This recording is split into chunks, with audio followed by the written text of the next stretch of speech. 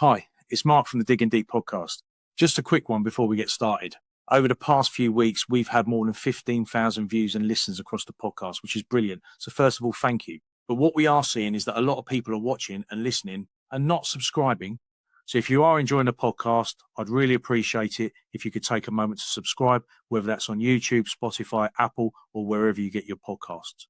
It makes a big difference and helps us keep growing, bringing in great guests and improving the show each week. Also, give us a follow on social to keep up with everything we've got going on. Right, let's get on with this week's episode. I was doing my heading. We were just talking about you, Charlie, the Gen Z, like getting out of bed scenario. 8 o'clock's a quarter to eight's a bit early for you, isn't it, really? Too much, isn't it? It's too much. Do you know what? Yeah, I looked after a dog recently. That did my head in, right? But I looked after a dog for about a month, and you have to be up at like 6 o'clock every morning. Yeah, that's called work. That's called going to work, mate. But obviously, in construction, you boys are probably used to being up proper early, whereas I work later, sort of thing. So often my sort of schedules are getting up a bit later, I get up at 7 to be fair, but then it's a case of when you're at work, you're staying on until 8 o'clock as well, because it's trying to get hold of all the people in the evening. So when was the first time? What was the age where you actually went to work and earned a bit of money? The age, I was earning money 12. I had a paper round at 11, 12. Because we was that caught you out, didn't it? We was doubting that. He's not had to do what we've had to do at 12, 13 years old.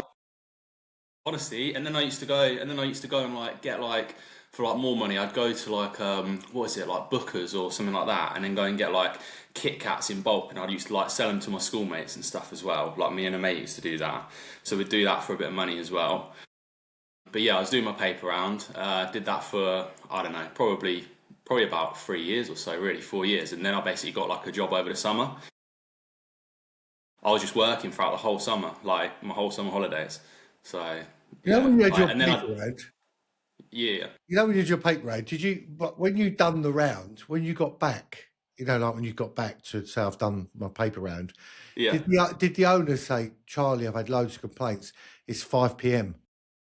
They wanted the paper at 8 a.m. You know what I mean? Did you start the round when you come in? Did you sort of go, I thought I'd start the round after lunch? Always. I wouldn't have got away with that. My boss was strict at my paper round. I tell you, he was you had to be in on the dot. You had to be delivering your papers. Yeah, I'd choose to chuck him in the bin. I'm joking. I didn't do that. There's certain people on the round that would grass you up straight away. Well, look, guys, good for tuning in. Today we're talking about are we working for nothing? The increase news around construction and 2% profit margins, and that's good, by the way. So we're going to be talking about that in the episode. But let's start with Marky. What's doing your heading? Do you know what's doing my heading, Mark, right? I don't know why I've not said this one earlier, but it occurred to me while I was trying to book something, right? How is it now when you go to a holiday place and you go, I want to, with the disasters I've had, I like to do it in person now because I don't have much luck online, right? So I'm trying to book this holiday, and the lady's going, oh, I've just got to read you out a few lines, right? And you go, all right, yeah. And she sits there. Honestly, it feels like 10 minutes. I'm sitting there going, and she's going, do you agree that blah, blah, blah, and this covers that, and that covers that, and this, that, and the other, and all the rest? I don't know what she said. I'm so bored, it's gone, right? And then she goes, do you agree? And I go, yeah.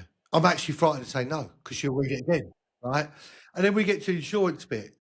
Sarah said, well, should we get our insurance, right? So she goes, yeah, I'll get you a quote, right, does all that. She goes, got a few lines to read. And I thought, no, not again, right? And then it's the same thing. She read this line out, and I'm sitting there going, and she goes, do you agree with that? And I went, yeah. I'm scared to say no, because if you read it again, can anyone die of boredom? Because I nearly did. I think there's a common denominator in mine. I don't think it's about going online. It's just you and booking holiday. Haven't you ever thought of that? Just letting Sarah just sort it out, and you turn up. Is that something you've ever thought about? Maybe I've got to go down that route, Mark, but Sarah was there. She was there. She had to listen to the lines and all. What? So this is like before you get insurance and stuff as well, right? They do all of that. Yeah, so she got like, I'm not talking about something interesting, like a readback, like, oh, you're going here on that date, you're going to eat there, you're going to fly there, you're going to go there. Nothing like that. I'm talking about real boring stuff like, oh, this booking is covered by ABTA and blah, blah, blah, blah, blah, blah, blah, terms and conditions of blah, blah, blah. And I thought, But you'd wish you'd read them terms and conditions with that fucking hotel room you booked last fucking month. Joe, I could have done with a readback on that. We've got to put the video of that on. And the thing is, Charlie, I was so you haven't seen the video, have you? Have you seen the video of Mark's hotel room? No. We'll send that to you on the chat. Privilege.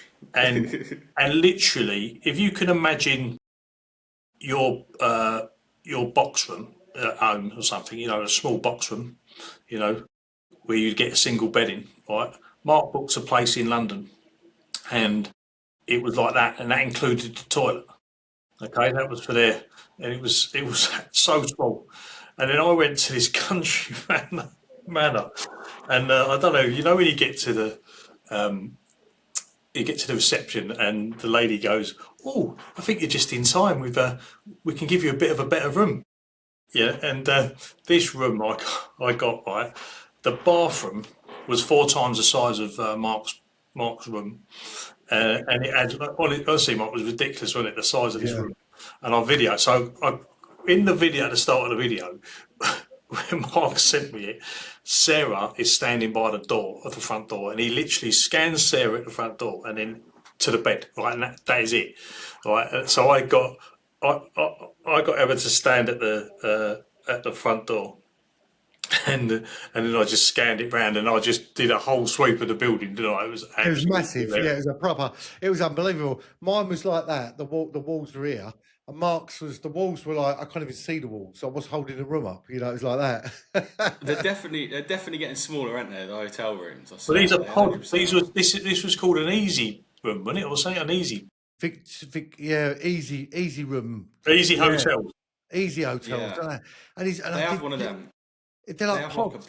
You're paying 50 quid less than, I'm honestly, it's not as if it was like 50 quid for the night, was it? No, it was still 150 quid. 200 quid. 120 quid for the night.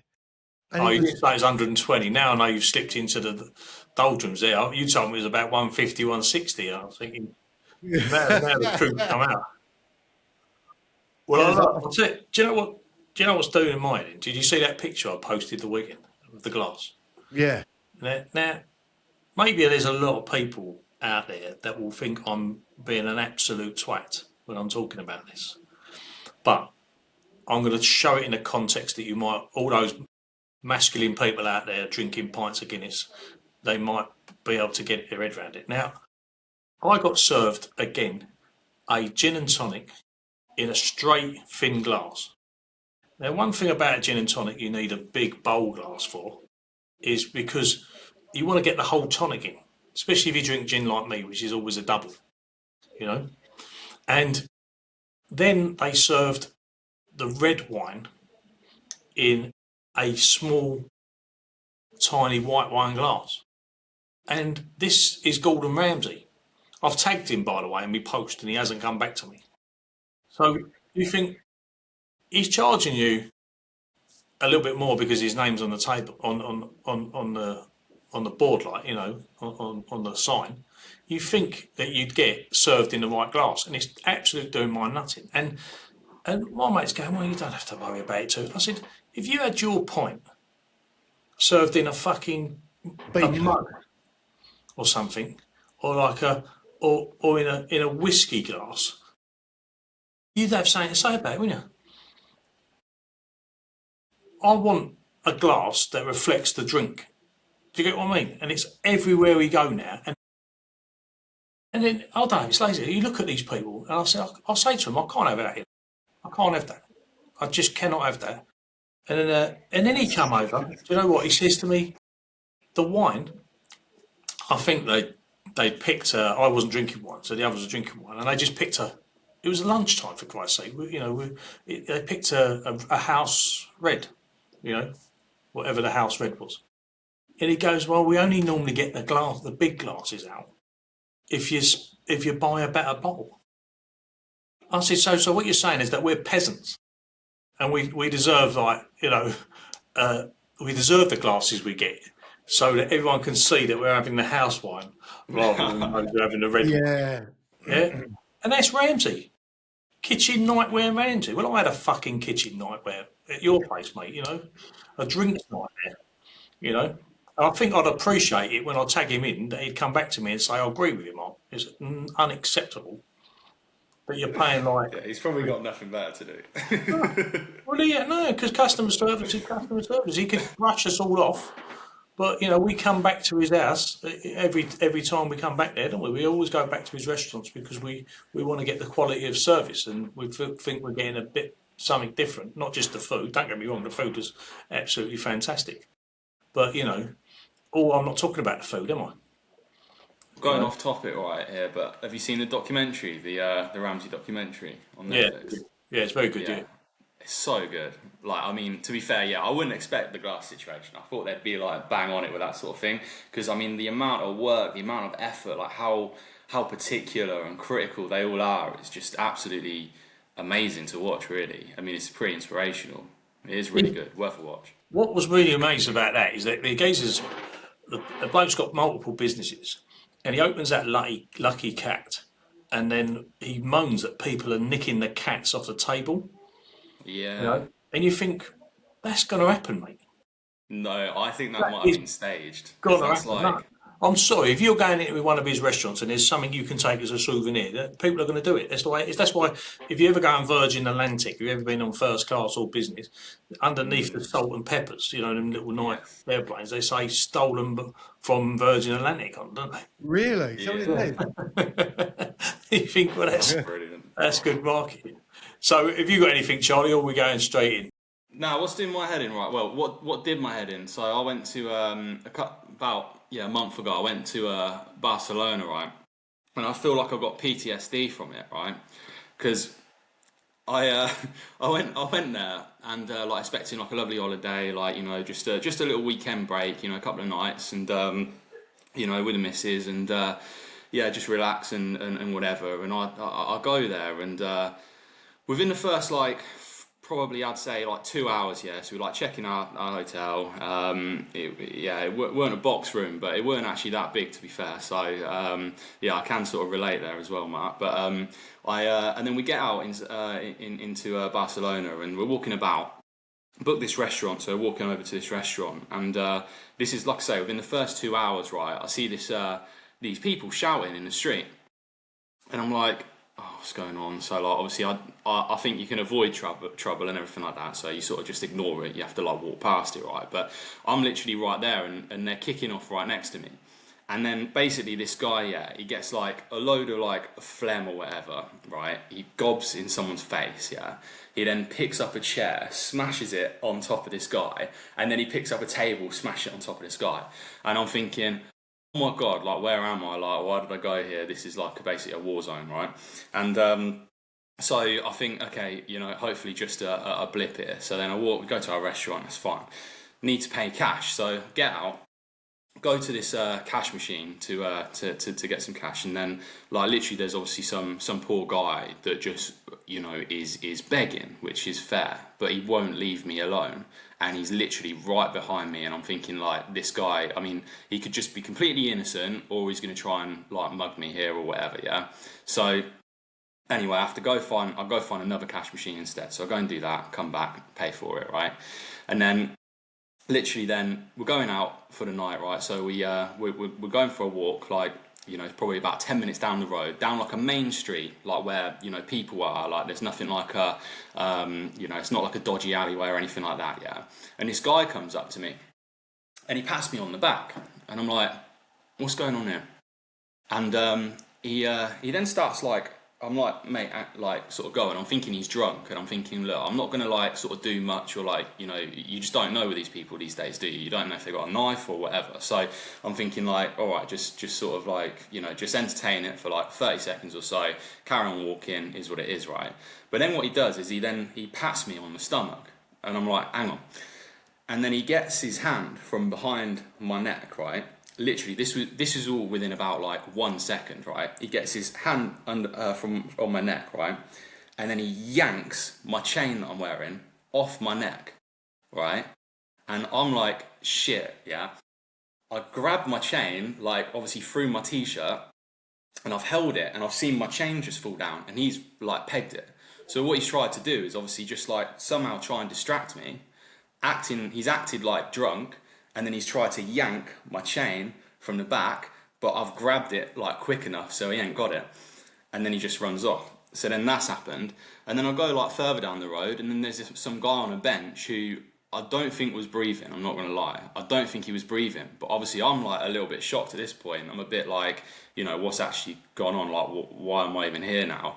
And so I'm thinking, you know, I don't want any more trouble, but yeah, there's this just guy on a bench that just don't really look like he's breathing, and I'm thinking, did you dip his pockets? I did, yeah, I did. I must admit. No. I tell you, you should read. You should always read about where you're going before you go, because Barcelona, a fabulous city. However, it is the pickpocket city of the world. Well, I'd been there a year before with the boys, and apparently they target groups of lads, right? And I never had any issues whatsoever. But I knew it was a pickpocket of the world. I did know that, but I just thought, you know what? Obviously, it is what it is. Like everywhere's got pickpockets. London's just as bad these days, and you know, you just got to be careful everywhere you go. But I just could not believe that whole thing had happened. And in, you know, by the time we'd sort of done this, had all happened within the first 5 hours we were there. And I was like, how is that? You know, like, yeah, it's just gone to shit a little bit. A similar story is quite funny. But this was Madrid. Okay, so you got to imagine the scene. So we were staying as a group of lads. We were away, and the hotel is right next to a cathedral, right in the centre of Madrid. Okay, and the cathedral, or the steps of the cathedral, is down a side road of the main square in Madrid, and we've been on it. Yeah. Well, my mate Andrew Fitzpatrick, if you're listening, Andrew, you know he can't. We used to call him 1 pint Fitz. So because they didn't, and he used to drink light ale and bitter, and they don't really do much of that in Spain. You know, believe it or not, they don't really have It's the Irish bars and whatnot, yeah. Probably. So he's decided it's too much of a hard work to try and get what he wants to drink. So he's going to start drinking what I was drinking, which was whiskey. Now, anyone who's been out with me knows that I'm not bad at drinking whiskey throughout the night. You know, and I don't really change much. And he's absolutely mangled. So anyway, we're walking along and we're getting to the hotel, and he hits the side of the cathedral, and he slides down the wall, and he's now lying in the edge of the wall. So I'm thinking, what am I going to do? This guy, we're talking about 14, 15 stone of bloke here, you know. So I've got to try and get him into the hotel. So I thought, well, he's all right at the moment. It's sunny, you know. It's like evening, but it's, you know. So I opposite the church, and we're only down a small road, like alleyway kind of street. There's a bar.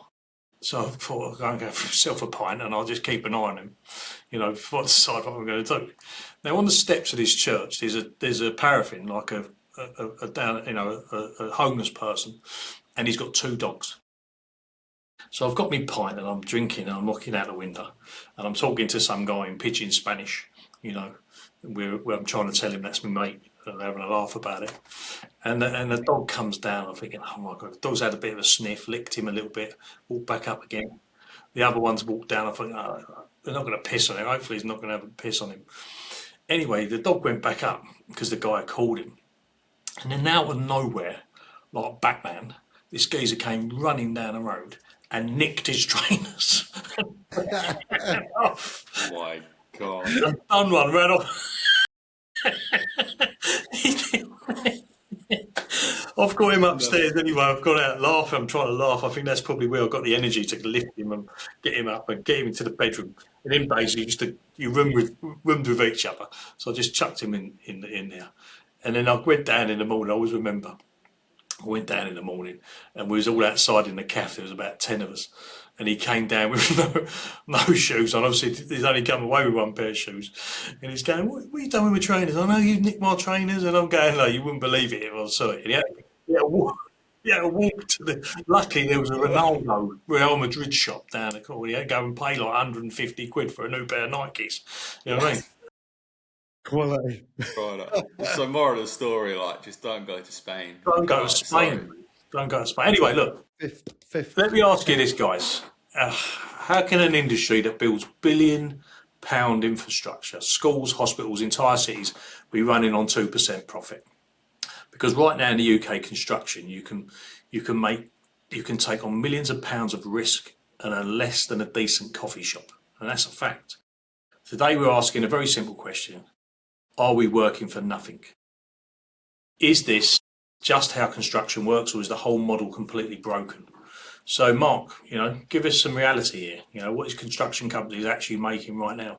I mean, this is a really interesting subject, really, because if we look at the top 100 UK contractors, the average profit margin is 1.7% in 2024, which is down from 2.7% in 2023. Just to give you some further context on these stats as well, construction is often a 2 to 5% net profit business for major contractors. Many tier 1 contractors operate even lower, about 1 to 3%, yeah? If you compare that to other industries, and I find this interesting, software is often 20 to 30% profit margin. Pharmaceutical is an average of 20%.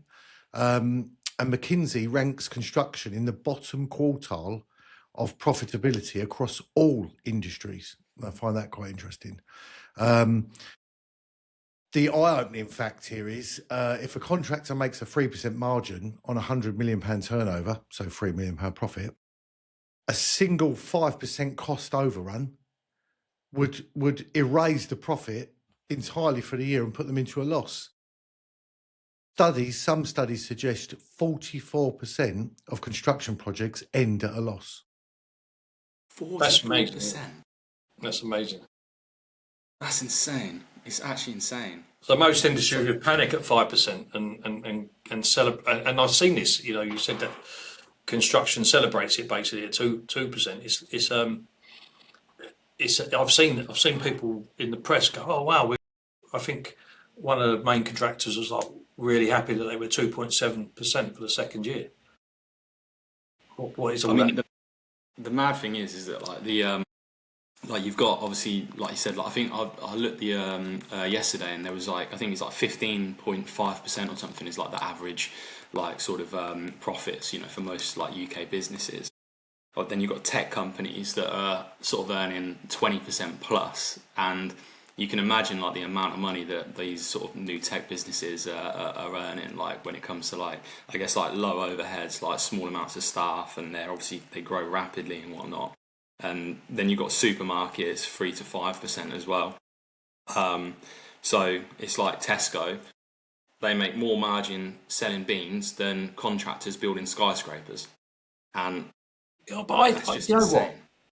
You mentioned Tesco's, right? And I've got a story about this Tesco's thing, because I don't actually believe that they don't make the profit or their margins are that low. So I was in procurement for many years. I used to go to China and buy some stuff. And I remember going home one day, and my sister had bought a kettle, an aluminium. It was the rage, an aluminium kettle with a black little lid on it, and it was like £35 or something. And she thought she had done quite well, and it was a great kettle. And she was really pleased that we bought in the house this new kettle. And I always remember going to the Canton Fair, which is a big commodities fair in China, in Guangzhou, and they do like 2 billion worth of trade a day. It's massive. So imagine the NEC, but times that by 5, and anything you want to buy and find, you can buy. Well, when you're over in China for 5 days on your own, it's difficult to it's not as if you're going out clubbing. So what you do on your day off is you go back to the show, But instead of go back and work and looking at construction products, I just went and looked at TVs and all the electronic stuff that wasn't in my remit. And I remember walking down the aisle, and at the end of the aisle, there was a whole big stand of kettles. And Tesco's had said, and it was Tesco's, they were doing really well at the time. They were probably the leading profitable supermarket. And he had said, because you remember when you used to get on the airplanes, they used to give you a newspaper. You know, if you was long haul anyway, and I'm flying, so I picked up what I could think. I picked up the Times, and there was an article about Tesco's saying that he was running on 5%. This is what they were saying, that if the product didn't move on the shelf, they would get it off and get something on. It was all about high volume and high volume. And I thought that made sense with what you're saying. And then I stopped at this kettle stand because I saw the exact kettle that we had bought in the house. And the woman asked me where I was from, and I said, she didn't even talk about quantities. I just said, how much is that particular kettle? And she said to me, and the pound was strong against the dollar. Where we're at 125, I think we were nearly 150, at the time. And she said, $1.64. Thinking $1.64. That lying bastard from Tesco's, he's making £5,000 to £10,000 profit, isn't he? Percent profit, margin anyway. Sorry, I don't know what their overheads are, but sorry. I thought that was quite interesting. How, they think. I think supermarkets is all about a perception that they make less than what you think, because they need to be seen that they're giving it away because it's food. Yeah, I think you're probably right. And how? Anyway, so I'm off-piste a little bit, but I thought it was an interesting story. Some of the margins that you can actually pick up. I mean, $1.64, and by the time it's gotten through everyone, someone's earning a cream now, aren't they, at £35. I used to remember the story. Do you remember the story? I don't know how true this is. I remember being at school, and one of your mates would have these Nike Air Jordans or something like that. You remember all of this? He'd go, oh yeah. Bearing in mind we're going back to the early 90s, right? Way before you, Charlie. I remember your mate would be going, oh yeah, we bought these. These were $99.99, right? And I remember one of my mates said to me, yeah, what he ain't considering is they cost £3 to make, right? And so is that actually true in the footwear, in the sports footwear?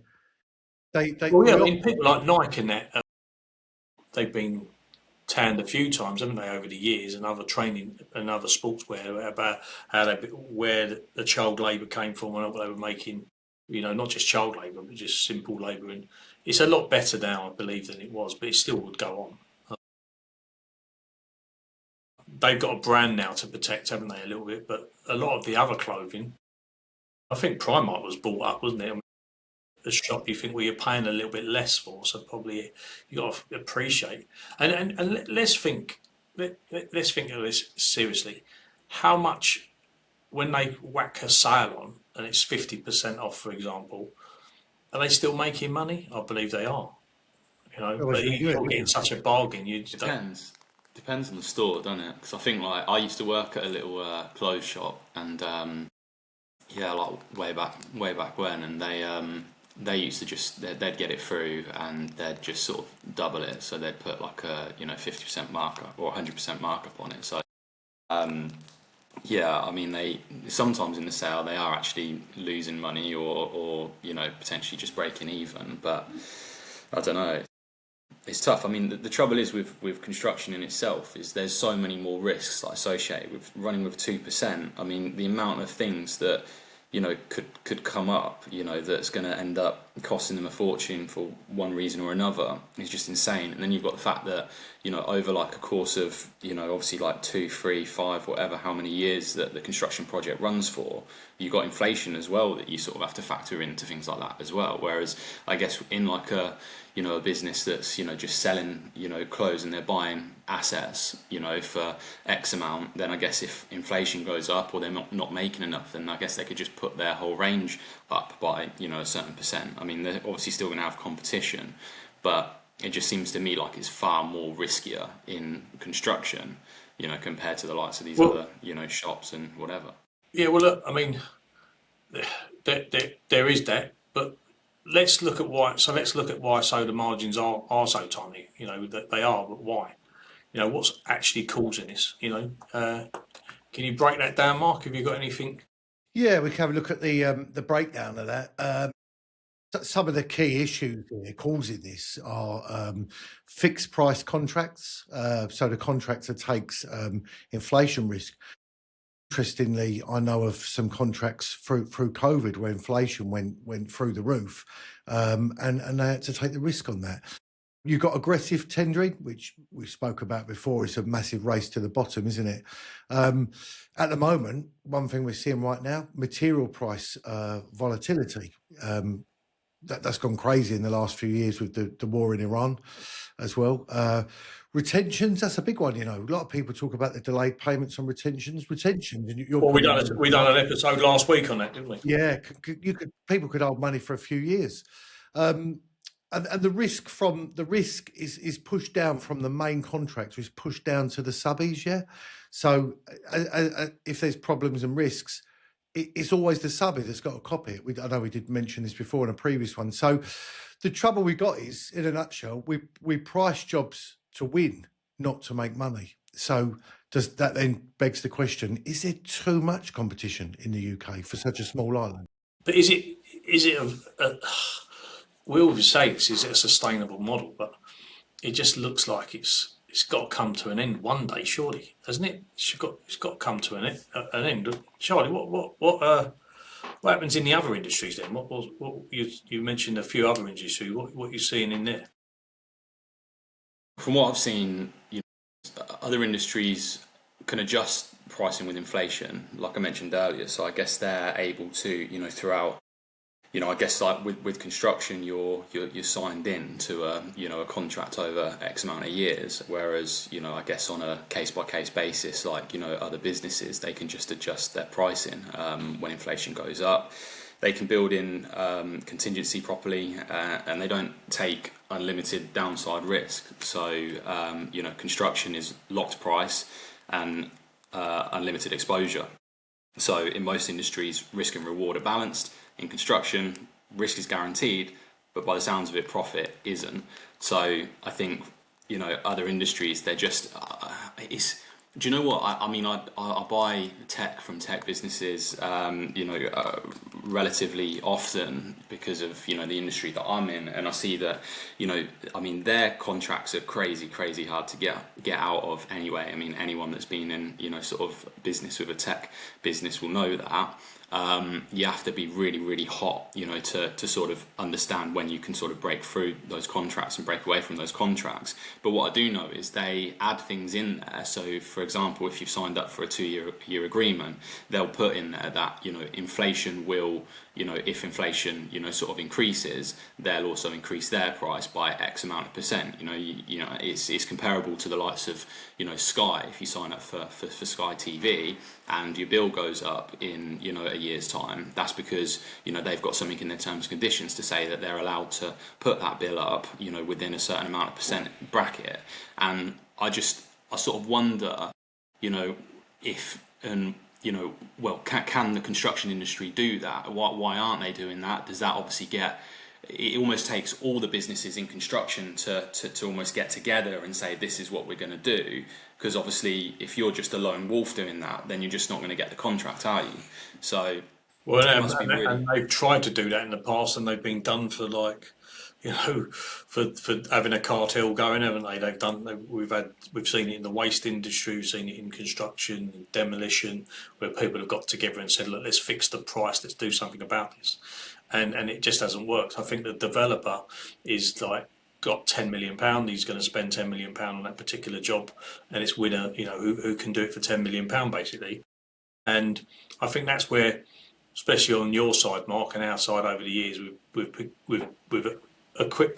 construction equipment, you know, you get squeezed at our end, don't you? Because people just want it for nothing because they haven't really budgeted for it. And I think the estimation, I think working for a contractor like I did and running the plant and equipment part of the business, I think I could count on my hands the amount of the times that the estimating team came to me or my team and asked me for updates in pricing, or what does this cost? Why does this cost so much? Ever.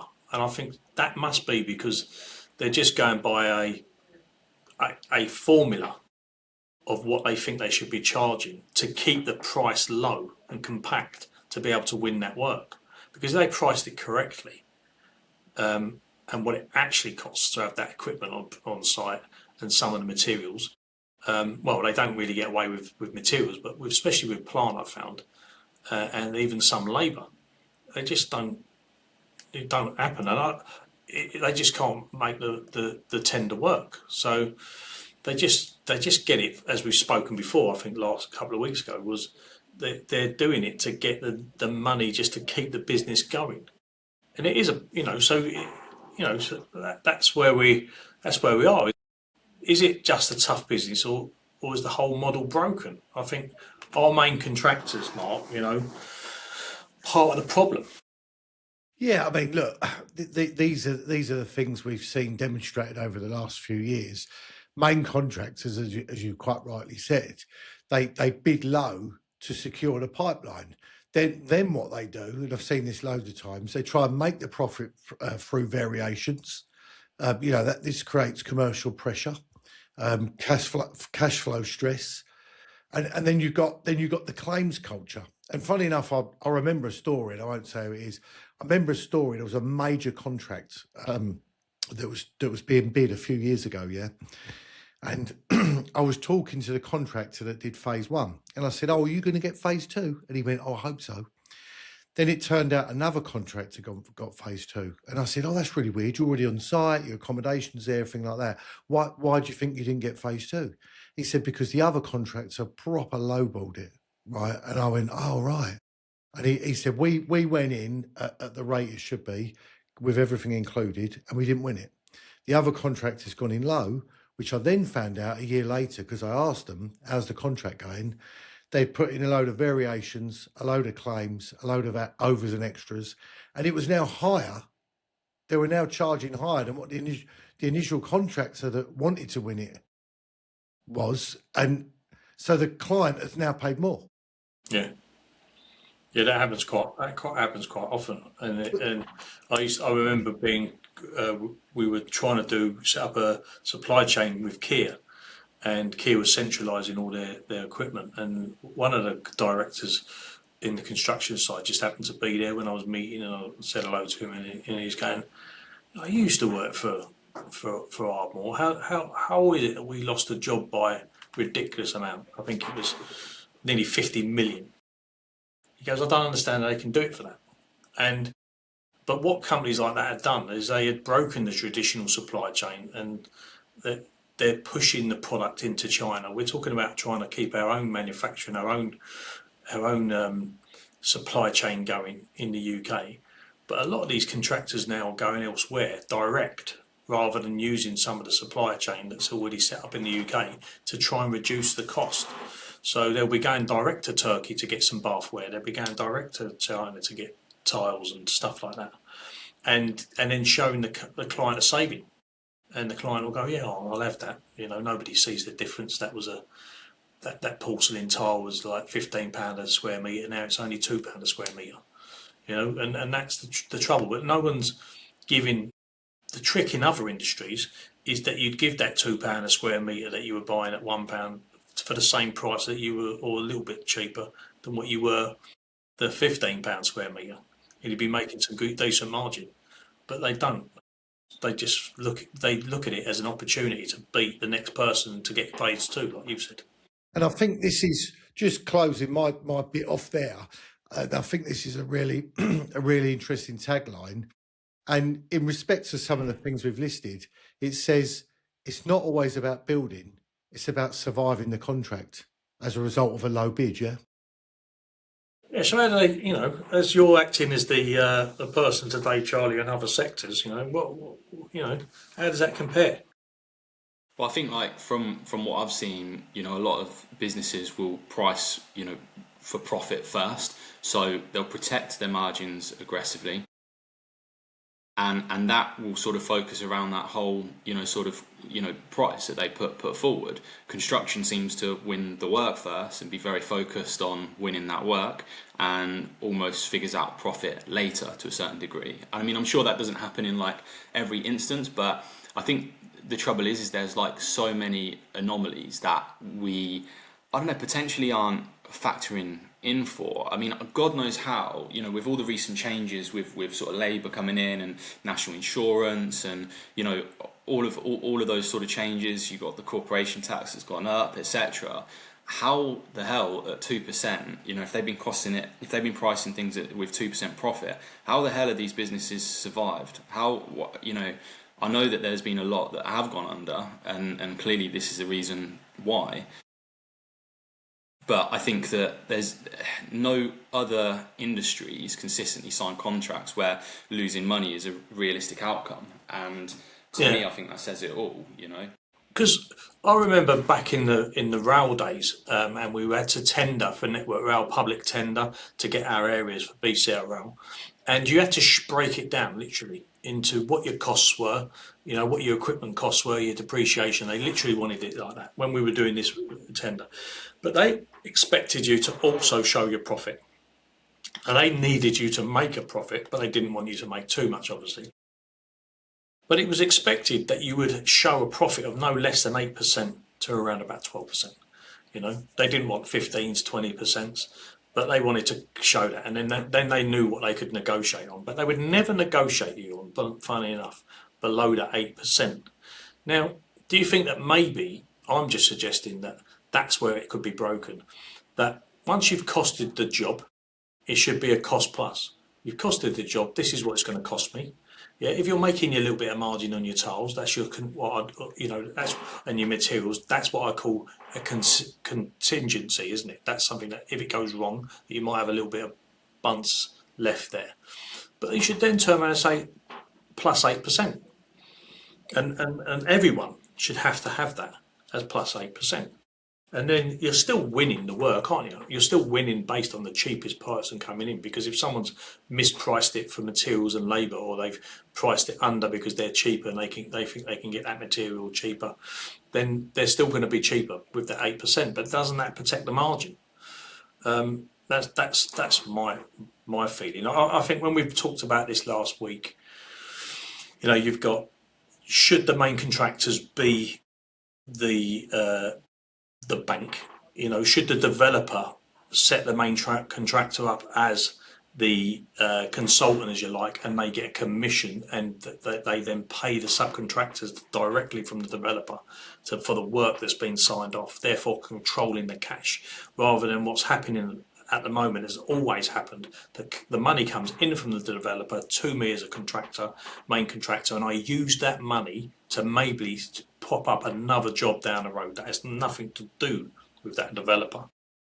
And now you've got this situation where it's quite an easy fix, but for some reason people just won't get round the table. We're going to probably talk in the next couple of weeks about the Construction Leadership Council. They've had a little bit of shit recently, especially about mental health, but I think that they've actually done some good. So we're going to debate that in the coming weeks. But that's something that they could probably get stuck into and really work on. But, this isn't just numbers, is it? It's companies going under. Have we got any figures on that, Mark? What figures are going down? Here's a few numbers we've crunched up. So construction makes up 17% of all UK insolvencies. In 2024, over 4,000 construction firms went bust. Yeah. We know the figure. Sorry, Mark. But we do know the figure for 2025, which was 4,500 from last couple of weeks ago's podcast about the subbies and the mains, wasn't it? It's going up, yeah, and crazily, the UK construction makes up just 6 to 7% of the UK economy. So, what just begs the question why we've got the riskiest industry with the lowest reward and the highest failure rate. And when you look at it like that, it's mad to think that anyone listening out there would want to get involved and set something up new, wouldn't it?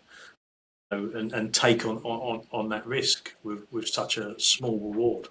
What does it, again, looking at other industries, where are we failing compared to even your service industry, Charlie, or the retail side? I think for in general, I think you've got sort of lower margin industries. They don't equal high failure rate normally. So for whatever reason, there are businesses out there that are still that still have sort of low margins, but then they aren't failing as quickly as or sort of in as large a scale as construction industries. And I think where you've got sort of high risk and low margin, that's when it sort of becomes unsustainable. And I think the risk is phenomenal in construction. I really think it is, because of the length of these contracts, like I say. So I just find it. I actually find it. It's really, really interesting. It's a bit of a mad insight, the fact that the risks are so high, and yet we're sort of pricing so tightly in a way. And I don't understand why that's been allowed to happen. I guess it's a case of, you've got, just so much competition. And I think that, like I say, that there's a lot of industries out there that, I guess in recruitment industry, you've got, to be honest, profits are getting tighter and tighter and tighter with recruitment industry, and I think that it's actually probably, there's probably a massive trend really at the moment. It's highly likely, right? Like I say, all the changes that have come into play, that profits in general, across the whole of the UK, across the world, are getting tighter and tighter. Like you say, we've got the Iran war, we've got all of those things. But the beauty of it is that there's a hell of a lot of businesses and a lot of industries that are able to adjust for that on the spot, they're able to compensate for that as a result, because they can react quite quickly. They're not tied into these contracts. Whereas again, like with construction, you've got, the whole situation where you are tied into a contract over, X amount of years. And it's not just, low profit that concerns me here. It's structurally quite dangerous, because, if you've got, if that is literally that average 2%, all we need is another change in government for, so many contractors, so many, construction businesses to go under. And I just can't believe how that's been allowed to happen, to be honest. Don't you think it's a false economy when you look back and you think, well, let's look at the biggest debate of what's affected construction in the last, I don't know, few years, is definitely the Grenfell Tower stuff. Incorrect material usage, really. Was it signed off because it was cheap to use, and the method of installing it was obviously flawed, because there was no fire breaks throughout some of the floors, so therefore the fire was sucked up through the internal cavity of that cladding, which has put massive pressure on the construction industry, where rightly so, legislation's come out, and then with the BSR now, you have to get it signed off, what materials, your method and everything else, before you can do any kind of that high-rise product, which has had a knock-on effect because of the bottleneck that is caused, because the government never thought about it properly, and the bottleneck has caused delays, and therefore an 8-week turnaround has now become 30 weeks, and if you don't get it right within that 30 weeks, you have to start again. And you think, well, most of that, I think, was driven by trying to drive down. When you look at in the papers, is not saying we're talking about it, out of school here. In the papers, you can see that one of the biggest contractors there, Ardmore, are under real strain at the moment. So they're getting sued because of past defects, which everyone's sitting here to wait to see what will happen if Crest Nicholson win this business. So what happened basically is that Ardmore have recently lost a case in court to say that because Ardmore Construction was the company, and now it's Ardmore Construction Group is the new company, that they're saying that they shut that company down to stop being able to all these claims coming from the past works, because they've also changed the defects from 12 years, by the way. No, we haven't mentioned. So not only have we got this extra risk, so if you're thinking about setting up a construction arm on the side of your recruitment, Charlie, just let you know that it's no longer 12 years that you have to be done for major defects. It's now 20 years. So now people are coming back out of the woodwork from all that time before, saying, "Hold on a minute, that's a bit of a shit job you done there for me. I need some compensation." And people are saying, "Well, it was a good job when we did it 20 years ago. You signed off and said it was a good job, and the materials was okay. But now, with legislation changes, people are going back and digging it all up. So now you've got companies that are born now can't seem to. It looks like, I could be wrong, but it looks like they can't win any more work at the moment because people are thinking, what's going to happen to them? Will I take a risk on them? Because we don't know what's going to happen in the court.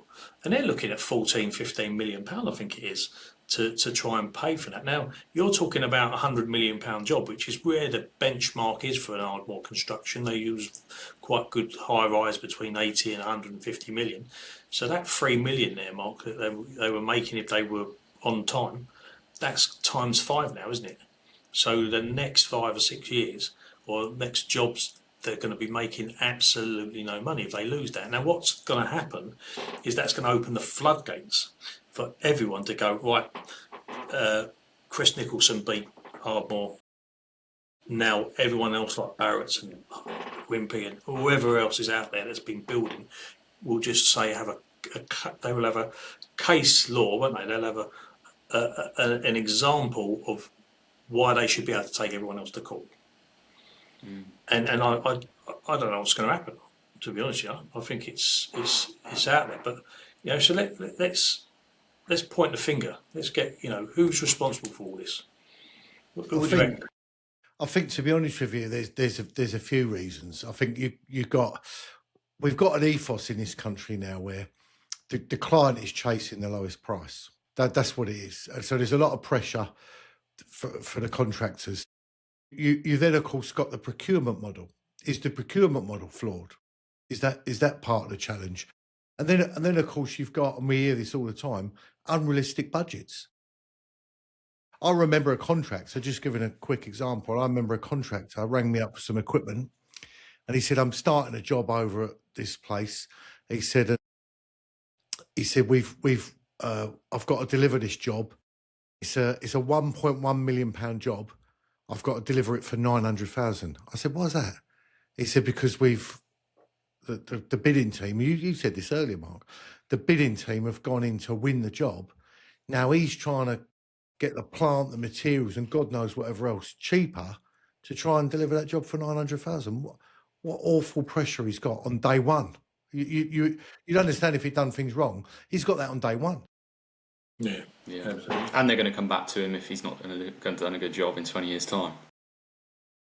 Mad. And I think contractors, like you say, I think they could well be accepting bad deals.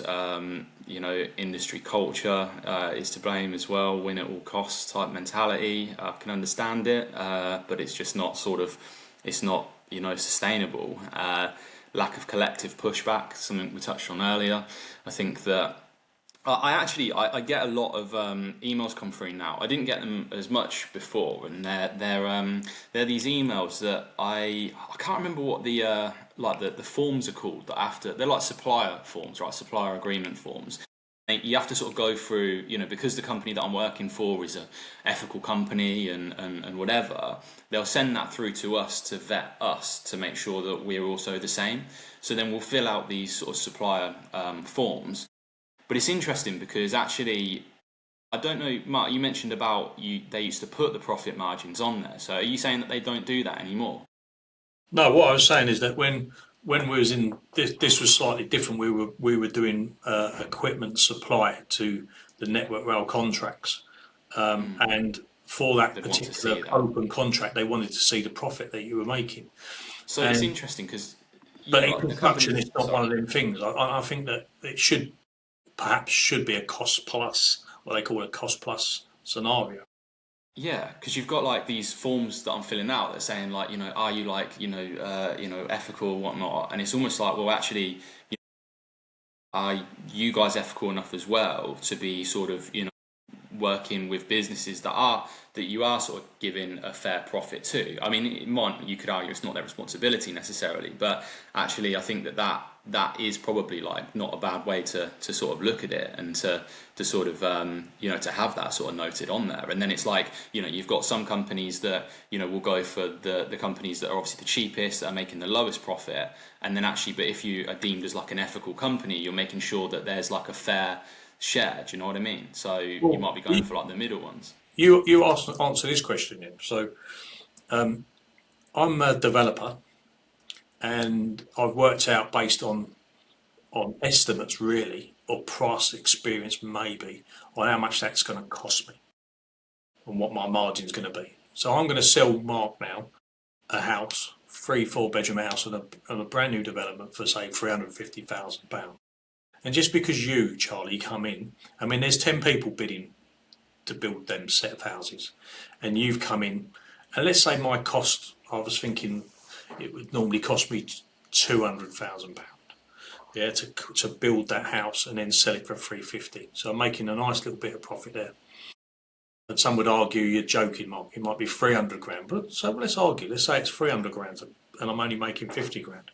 But then you're the cheapest contractor coming in. You've come in at 250 grand or 200 grand or whatever you've come in.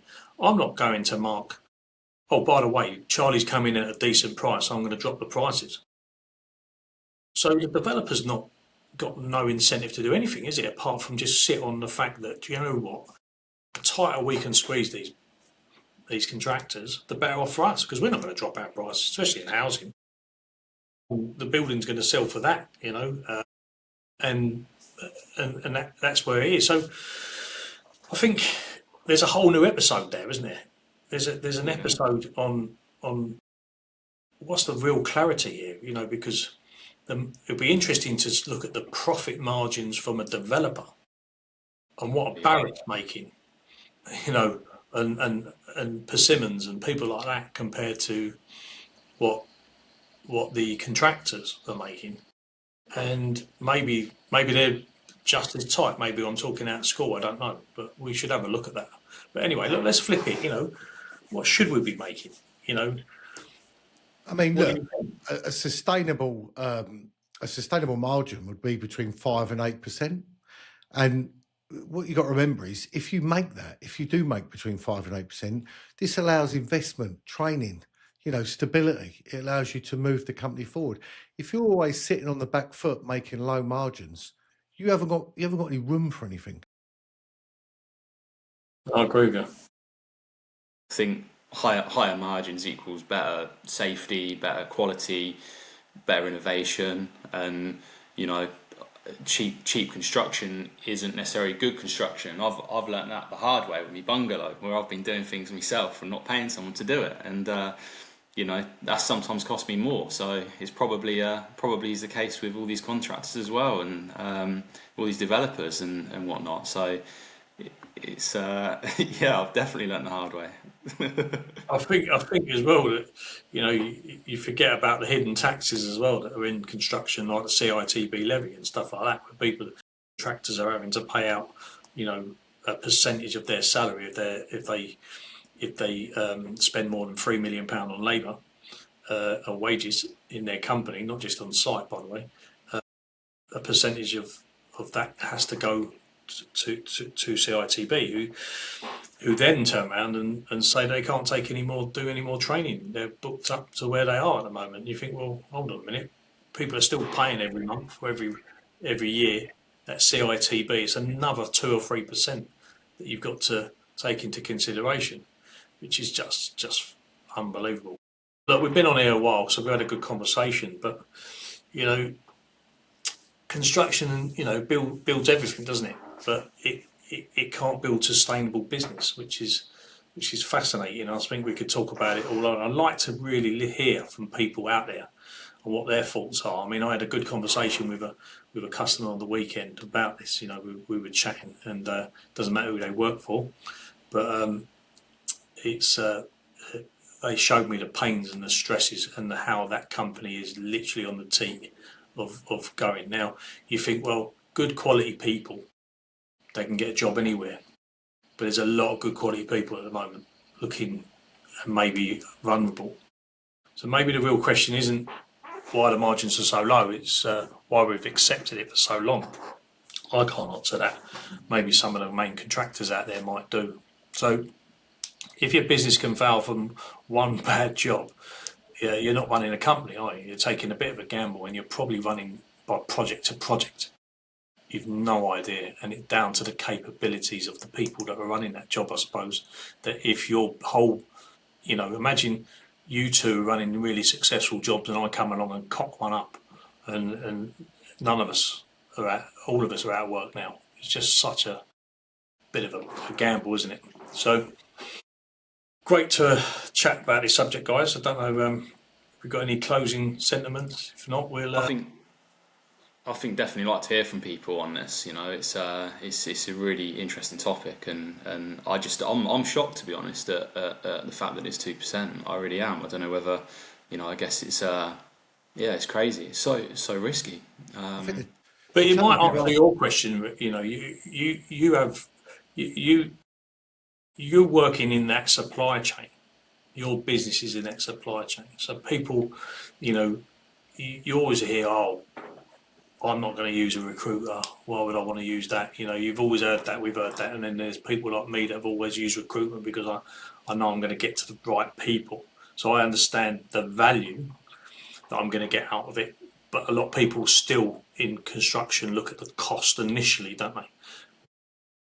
And you think, well, your plant hire companies are being squeezed because the contractors are being squeezed.